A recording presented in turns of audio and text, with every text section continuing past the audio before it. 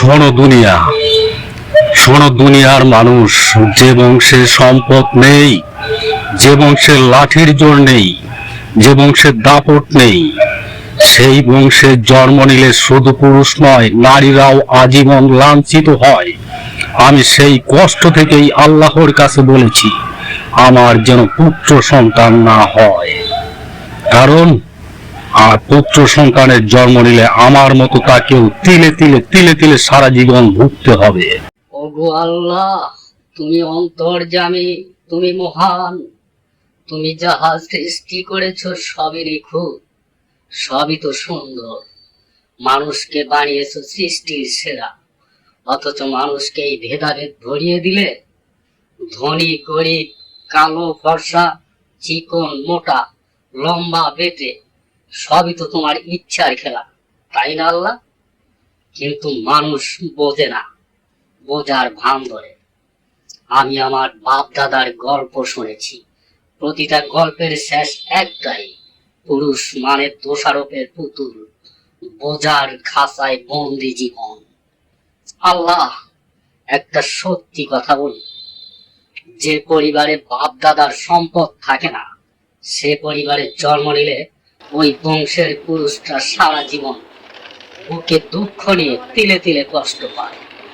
আর ওই বংশের নারী সদস্যরা, তারা অন্য সংসারে গিয়েও আরো বেশি লাঞ্ছিত হয়, অবহেলিত হয়, ঘৃণার শিকার হয়।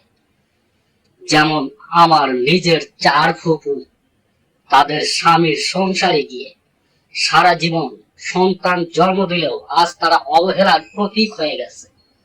কেন জানো? কারণ তারা এসেছে এমন বংশ থেকে যাদের পিঠে দারিদ্র্যের ছাপ, যাদের নামে গরিবের বদনাম। আমার ফুফুদের ছেলেরা আজ সরকারি চাকরি করছে, অনেক সম্পদের মালিক, কিন্তু কিন্তু তবু মাকে তারা সম্মান দেয় না আল্লাহ, ঘৃণা করে, অনেক লাঞ্ছিত করে, ছোট করে। এটাই হলো সেই লাঞ্ছনা, আমি নিজের চোখের সামনে দেখেছি আল্লাহ। হে আল্লাহ, এসব দেখেই আমার নিজের জীবনে ঘৃণা করে। আমি বুঝেছি আমার বংশে পুত্র সন্তান মানে কেবল অভিশাপের উত্তরাধিকার। এই কারণে এই কারণে আমি তোমার কাছে বিনীত করেছি, আমার পুত্র সন্তান না হয়। একটা ছেলে সন্তান তুমি দিলে, তুমি নিলে, কেড়ে নিলে। আমার বুক ভেঙে গিয়েছিল, কান্না চলে এসেছে, তবু আমি মেনে নিলাম। তারপর দিলে 2 কন্যা সন্তান, আমি খুশি হলাম, সন্তুষ্ট হলাম, কারণ তারা নিষ্পাপ, তারা আমার নবীর কন্যাদের মতো। একজন ফাতেমা রাদিয়াল্লাহু তাআলা আনহুর মতো, আর একজন যেন কুলসুম রাদিয়াল্লাহু আনহুর মতো। তাদের নিয়ে আমি গর্বিত, আমি তৃপ্ত।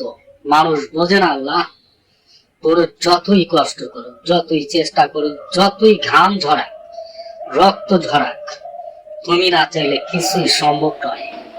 পুরুষের চোখের পানি শুকিয়ে গেলেও কেউ দেখে না তার কান্না। হে আল্লাহ,